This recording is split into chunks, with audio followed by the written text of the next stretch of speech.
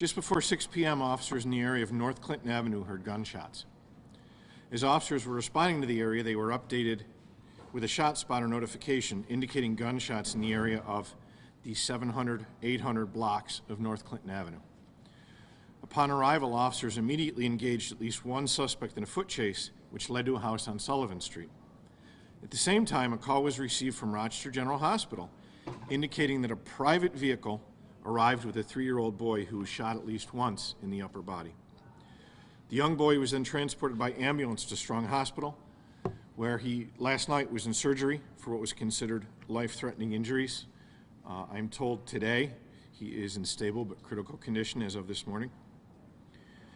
The investigation into the shooting, including the address on Sullivan Street, has led to the recovery of at least 2 handguns and multiple people who are currently detained. The investigation also found that the young boy was inside of a parked vehicle on North Clinton Avenue and was caught in the crossfire of at least 2 different shooters. So the update, thankfully the 3-year-old child has survived last night's surgery. He's currently listed in critical but stable condition, as I said before. As part of the above investigation, officers did chase, and I can now say captured, a 16-year-old male. He was found to be wearing body armor while in possession of a loaded .40 caliber Smith & Wesson handgun and a quantity of suspected fentanyl. Officers also chased 34-year-old Travis Lewis down Sullivan Street, during which time he discarded a Smith & Wesson 9mm handgun while running into a house. The officers surrounded the house, and eventually Lewis was taken into custody. The 16-year-old was arraigned in Monroe County Family Court and sent to the Monroe County Children's Detention Center in lieu of $50,000 bail on charges of assault in the first degree, which is a B felony, criminal possession of a weapon in the second degree, a C felony, criminal possession of a controlled substance in the third degree, a B felony. 34-year-old Travis Lewis was transported to the Monroe County Jail and is expected to be arraigned this morning in Rochester City Court. He is charged from last night with assault in the first degree, a B felony, criminal possession of a weapon in the second degree, a C felony, criminal possession of a weapon in the third degree, a D felony, and endangering the welfare of a child, an A misdemeanor. Travis Lewis, age 34, was most recently arrested, before last night, in March 2021 for assault in the second degree and criminal possession of a weapon. This was related to a January 2021 incident on Dove Street, which he was involved in a shootout during which him and another male were shot. At that time, he was released on $5,000 bail. That was in March of 2021. He's subsequently been convicted in May for both assault and weapons offenses. Yet, he's continued to be out on bail while his sentencing is pushed back, allegedly for medical reasons, from his gunshot wound.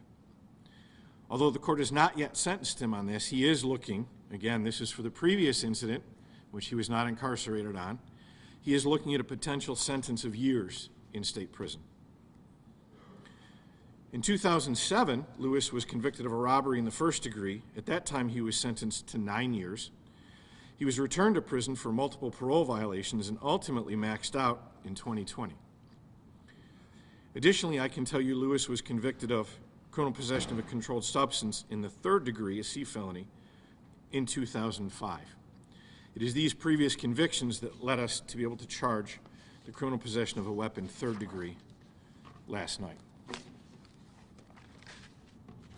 I'll take a few questions. Chief, this situation,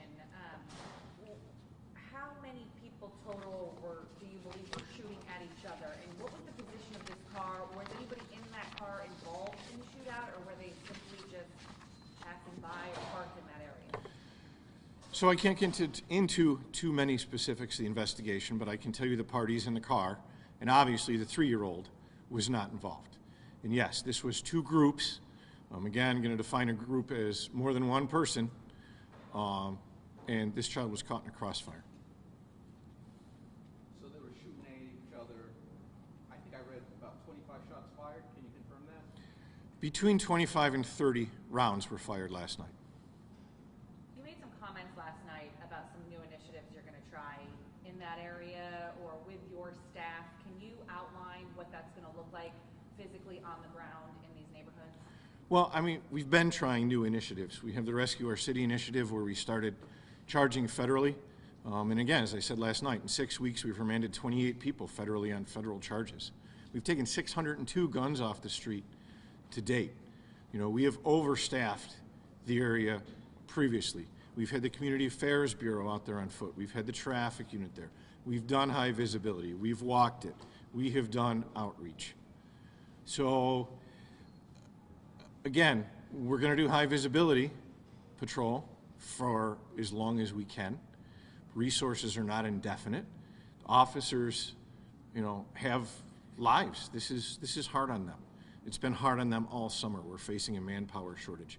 I've spent more overtime than any other chief of police in history, and this is all public record. I don't have it in front of me, but it's on the open data portal. You can look it up. And that is just to maintain minimum staffing levels.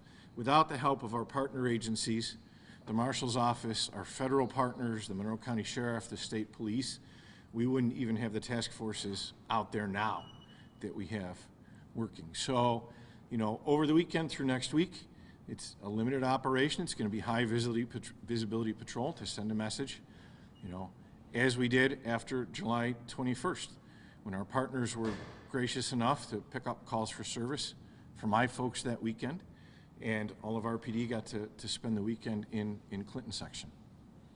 I guess I think the community, there's a sense from the community, if you don't have the manpower, have you asked the mayor, have you asked the governor to say, hey, can we get some troopers in here for a fixed amount of time?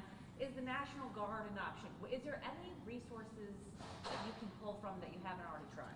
Well, of course we have asked, and they've provided resources, but every law enforcement agency in the country is facing manpower shortages. You know, and we keep hearing the National Guard come up. Well, the National Guard is not police officers. They're not trained as we are trained. It is not their job.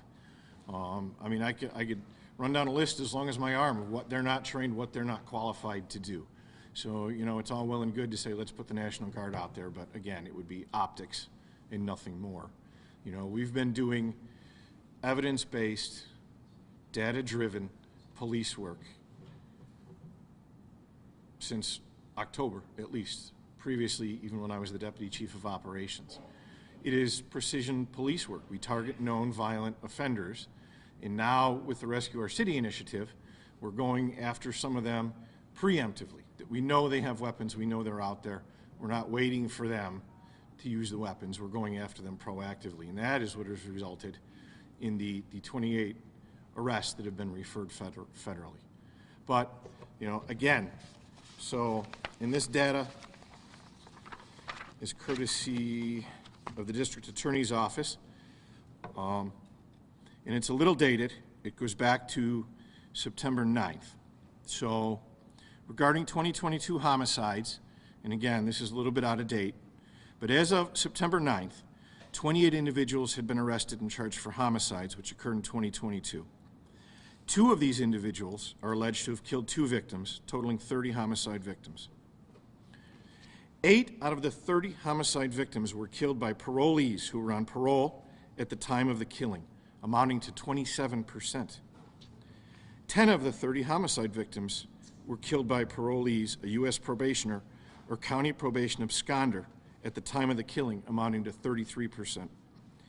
80% of all homicide victims, at the time it was 50, in the city of Rochester in 2022 were killed by illegal firearms.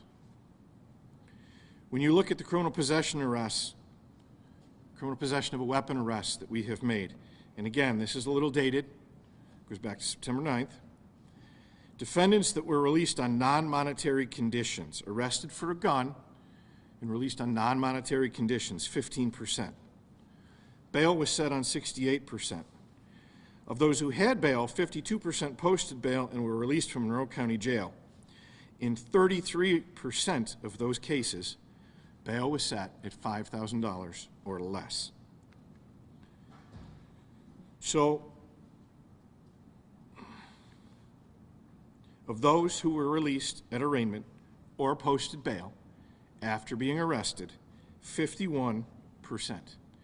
As of that time, which again is almost a month ago now, we had made 413 criminal possession second criminal possession of a weapon, second arrests in Monroe County. Chief, to clarify something that you talked about earlier, you mentioned that at the Sullivan Street home, multiple arrests were made. What were they charged with? That was what I read previously. So the juvenile that was remanded, and then Travis Lewis. Oh, okay, I thought you meant others. There's no one else. We detained persons of interest last night. Ultimately, we charged 2. Can I ask you to clarify what exactly, or summarize, what exactly do you want to see done with the courts once these folks are arrested originally? Judges need to have the authority and the discretion to hold people if they are dangerous. You can try and hold the judges accountable all you want, but by and large, the judges are following the guidelines they've been given. They are only allowed to consider, is this person a flight risk? Are they going to return for court? There is no dangerousness standard under New York state law as there is under federal law in many other states. And I would submit that it is not just the dangerousness standard, because, you know, in many minor offenses, the judges have also lost the discretion to hold people. And that's a tool for many, many, many things, not just dangerousness. So, for example, and I've used this example before, prostitution, a very low-level offense, right? These women didn't decide at some point in their life, I want to be a prostitute. They are victims of the opioid epidemic. They are victims of the mental health crisis. They have issues. They need help. We always, as one of our tools, we're able to do prostitution stings. The judges would have made arrangements ahead of time to hold them for 48 to 72 hours, to get them access to treatment, to facilities, to actually try and help them. That's gone. I can do a sweep tonight, and I can issue them all appearance tickets. They're not going to come to court. That's the farthest thing from their mind. When you're living day to day to day on the street, you're not worried about making or not making a court date that's going to come up. And I could send my folks out with outreach, which we do, which we've started to do with the panhandlers. We're sending teams of officers out with outreach workers to try and address these folks, because again, they're victims too. They are victims of economics. They are victims of the opioid epidemic. They are victims of the mental health crisis that we are facing. I have no ability whatsoever to get them in front of someone who can say, you need to go here for help. You need to go here for help.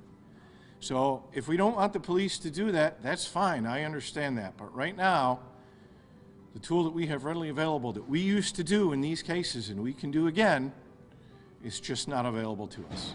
Judges need to have the discretion. These judges, they're lawyers. These are intelligent people. We empower them with the ability to impose sentences, to make high-level decisions, and yet we don't want to give them discretion for pretrial detainment. Take bail off the table, eliminate bail. We are talking about pretrial detainment and nothing more. There was no dangerous standard before the Bail Elimination Act of 2019. No, there was not, but often that was made up for because the judges would set higher bail.